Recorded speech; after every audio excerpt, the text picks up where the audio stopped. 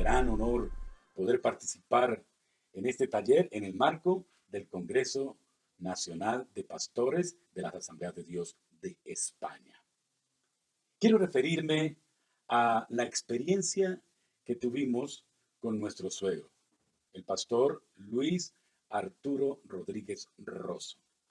Él se convirtió al Señor por los años 60, donde había una cruda persecución en el territorio nacional, en Colombia. Era muy difícil poder predicar el Evangelio en aquella época. Sin embargo, Luis Arturo Rodríguez Rosso, aparte de convertirse al Señor, aceptó el llamado al Señor para servirle como pastor. Había mucha limitación en cuanto a una capacitación teológica. Casi que fue un ministro empírico. Sin embargo, por su pasión y su espiritualidad, logró abrir varias iglesias en Colombia. Con 10 hijos y con titánicos actos de fe, logró sobrellevar su ministerio y también su familia. Cuando lo escuchábamos, él era un apasionado por Cristo, un apasionado por la oración, un apasionado por predicar la palabra en forma sencilla pero contundente.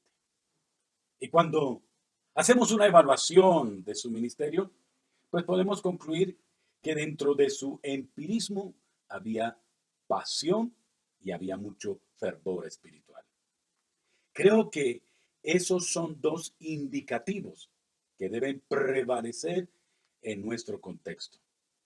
No nos podemos sustraer de esas prácticas. El fervor por el Espíritu Santo y la pasión por las personas. Eso me lleva a considerar los principios que se describen en el libro de los Hechos, un manual de apertura de iglesias. Básicamente en el capítulo 11 se describe cómo se generó el nacimiento de la iglesia de Antioquía, que a su vez se constituyó en una plataforma para el lanzamiento de un ministerio tan connotado como el del apóstol Pablo, para que pudiera traspasar las fronteras de aquel entonces. Fue desde allí, desde Antioquía, que se pudo conquistar la Europa de aquel entonces. Los que han sido lectores del libro de los Hechos, capítulo 11, se darán cuenta que en la descripción que se hace en relación con la apertura de la iglesia en Antioquía, comienza hablando de una crisis, que en este caso es la persecución de la iglesia. Pero cierra el capítulo con otra crisis, y es el hambre, la crisis económica, la hiperinflación que hubo en el Imperio Romano en la época del emperador Claudio. Eso nos va dando unas referencias importantes, y es que en un contexto de crisis hay mayores posibilidades de generar una oferta como la que nosotros tenemos, y es la del Evangelio de Cristo Jesús para resarcir todos los males de una sociedad que está en incertidumbre, que está incrustada en la inmoralidad. La crisis produce un movimiento espiritual. No en vano está escrito aquel texto que dice que en la angustia me buscarán. Cuando hay crisis, hay mayor sensibilidad a la palabra del Señor. En la época en que mi suegro, el pastor Luis Arturo Rodríguez, predicó la palabra, había cruentas persecuciones. Mataban a los cristianos, incendiaban las iglesias, no vendían productos a los que confesaran la fe cristiana. Pero eso generó un crecimiento inusitado de la iglesia en aquel entonces. Estamos viviendo una época crítica. La coyuntura que se está experimentando a nivel global es compleja. Las gentes viven este momento con ansiedad, inclusive con paranoia. Me parece que es un caldo de cultivo muy propicio para poder expresar las verdades del Evangelio, verdades contundentes que generan una transformación social. Ahora bien, en este capítulo número 11 del libro de los Hechos, desde el versículo 19, se pueden evidenciar varios principios que se aplicaron para generar un sendo avivamiento en Antioquía. El primero de ellos es la dinámica intergeneracional para desarrollar el ministerio. La palabra dice, los que habían sido esparcidos. Está expresándose en plural. Y eso significa que en ese grupo de personas expatriadas había gente de diferentes condiciones culturales, pero también de diferentes edades. Pero este grupo, aunque era heterogéneo, realizó una tarea contundente y fue predicar el Evangelio de Cristo Jesús. Acomodándonos hoy a este principio, debemos inspirar a todo este grupo intergeneracional que hay en nuestras iglesias para que realicen una tarea expansiva del Evangelio, para que se vayan trasladando a diferentes latitudes y prediquen a Cristo Jesús. Dios quiere usar al niño, Dios quiere usar al joven, Dios quiere usar al adulto, aún Dios quiere usar al que ya está avanzado en edad. Necesitamos aplicar este principio importantísimo y es el intergeneracional. Pero por supuesto que aquí también se deriva otro principio muy importante y es que en un tiempo como estos se puede gestar un gran avivamiento a través de los ministros, a través de los predicadores, pero también a través de ese gran grupo laico que hay en nuestras iglesias. Cuando observo el texto, está expresando que muchos fueron esparcidos. Y la pregunta es, ¿quiénes eran ellos? Y la respuesta se puede dar por interpretación. Eran personas sin mucho conocimiento teológico. No había experticia en la predicación de la palabra. Eran empíricos, pero tenían una gran pasión por predicar a Cristo Jesús. Es nuestro deber, desde nuestras plataformas, ya sean los púlpitos, redes sociales, congresos y demás, inspirar a todo ese gran sector laico de nuestras iglesias para que ejerza esa tarea evangelizadora y que salga de nuestras iglesias, de nuestros templos, y vayan a las comunidades y realicen una tarea que ha sido encomendada por el Señor Jesucristo, y es la de predicar el Evangelio. Así que aquí se pueden vislumbrar dos importantes principios. Uno, que ese grupo intergeneracional juega un papel protagónico en la expansión del Evangelio, pero también ese gran sector laico que debe ser inspirado por nosotros para que se genere un gran avivamiento en todo el mundo. Pero siguiendo en la descripción que hace el libro de los Hechos, en capítulo número 11, se puede extraer otro principio fundamental, muy esencial, y es el siguiente: la predicación cristocéntrica en nuestros tiempos. Es un principio muy válido. Creo que hoy estamos adornando mucho nuestro mensaje a través de los medios de comunicación, quizás para impresionar a nuestros auditorios, a nuestros oyentes.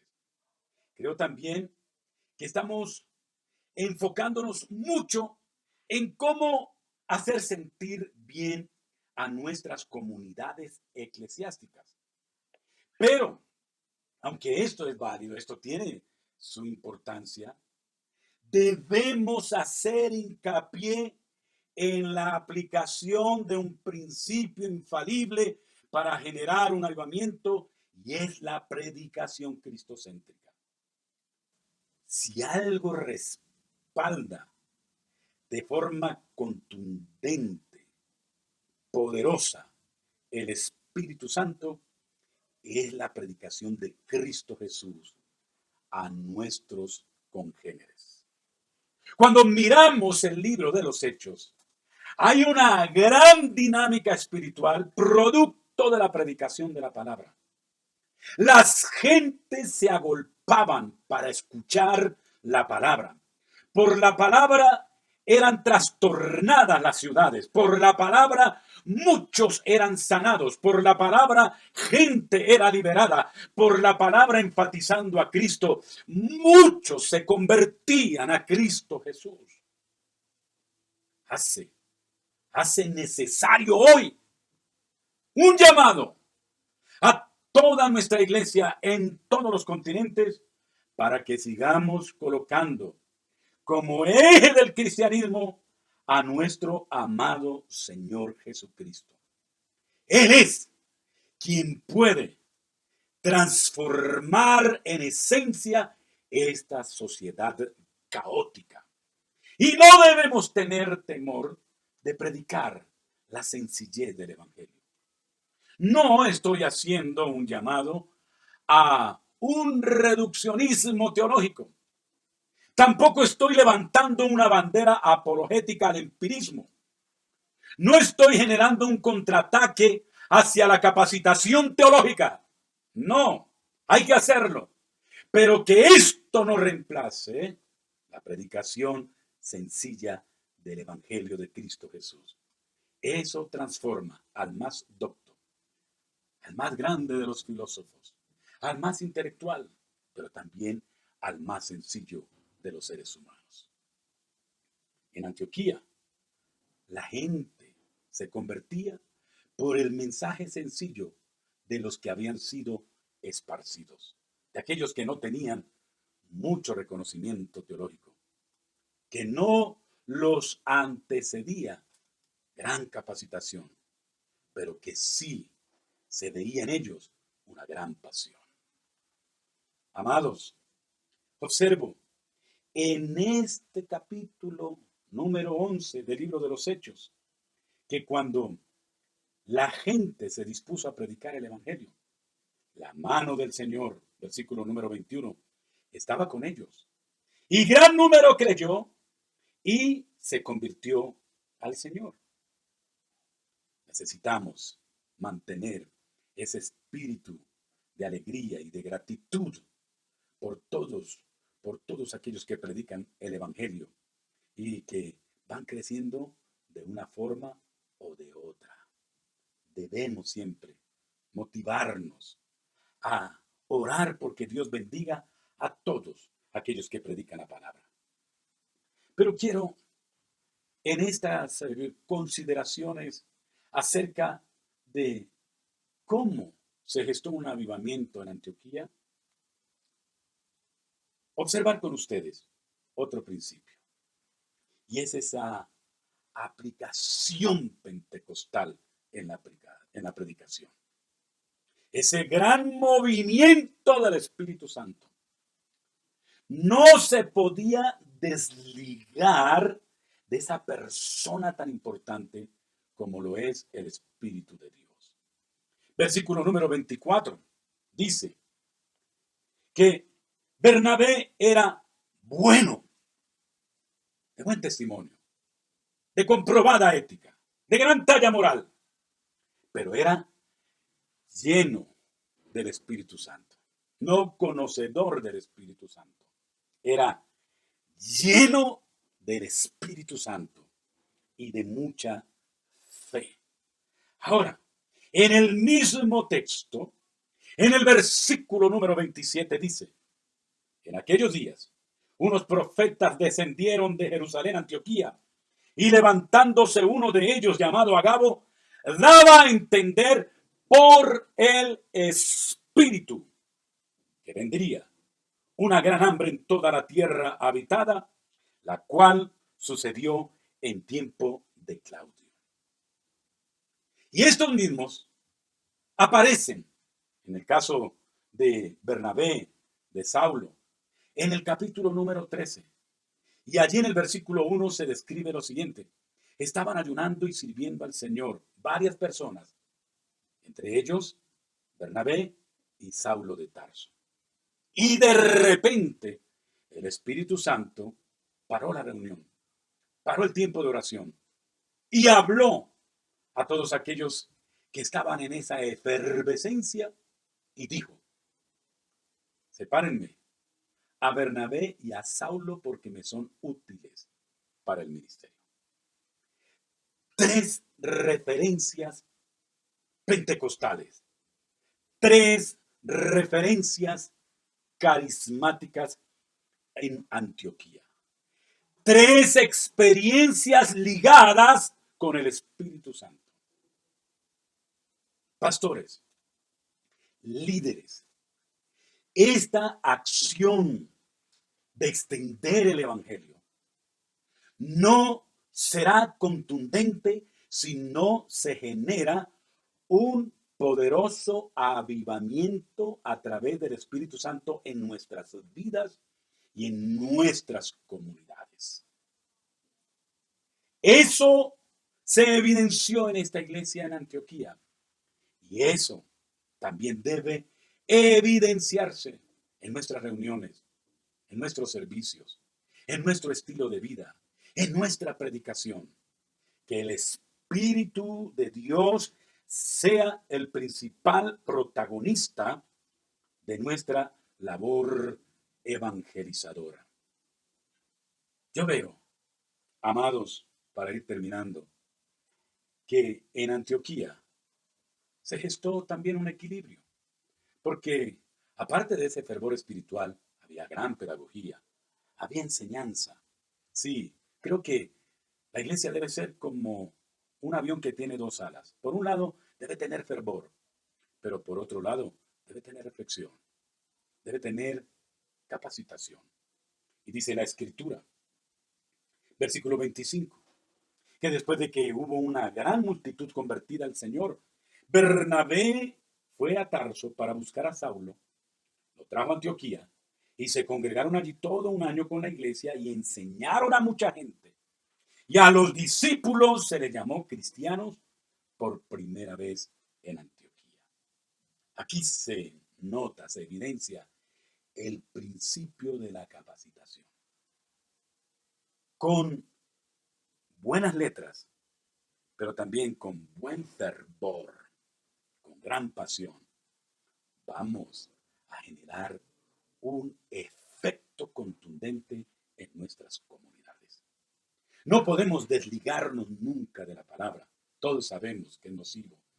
Por supuesto, todos sabemos que si hay mucho fervor, pero si no hay capacitación, va a generarse un gran vacío en nuestros ministerios y, por supuesto, en nuestras iglesias.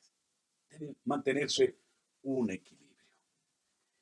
Y veo, amados, que en esta iglesia de Antioquía se aplicó un principio fundamental que también es vital para nuestros días y es la organización.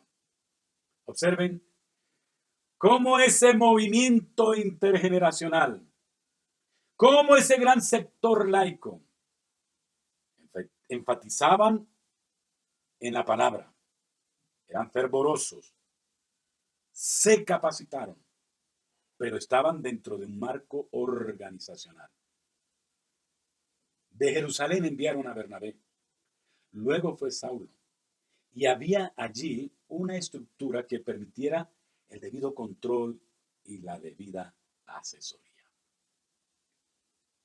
Cuando observamos estas prácticas en esta naciente iglesia de Antioquía, pues uno puede concluir que eso fortaleció ese gran proyecto misionero hacia Europa y hacia otros continentes.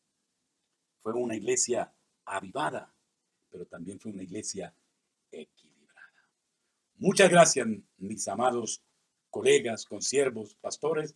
Que Dios me los bendiga. Un abrazo para todos.